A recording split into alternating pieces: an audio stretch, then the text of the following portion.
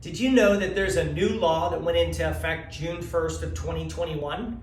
Assembly Bill 38 now requires homeowners with property located in the high fire zone to always maintain defensible space. Consequently, there's a new real estate disclosure form for sellers to disclose this Assembly Bill and the compliance of each California property.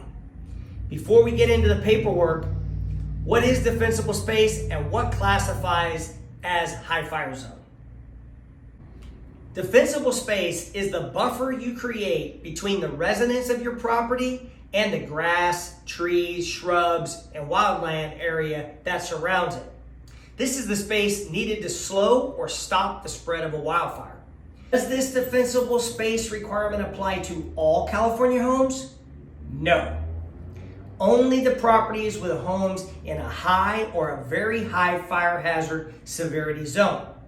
To check your home's fire hazard designation, visit CalFire's website at fire.ca.gov/D-space. You can also click on the link I provided. If your property is located in a severe fire zone, you can request an inspection from CalFire to assess your property's compliance with defensible space. This inspection is typically free depending on what fire district services your home's location. As the seller of a property in these high fire zones, you will be required to have documentation of a compliant defensible space inspection from the appropriate agency and complete the fire hardening and defensible space disclosure and addendum, a required form by California Association of Realtors. That's the summary of AB-38. Obviously, there's a ton to this Assembly Bill, but I hope this video is informative and helps you stay compliant.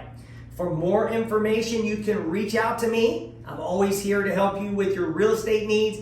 And if you're in real estate, check with your real estate broker. Take care.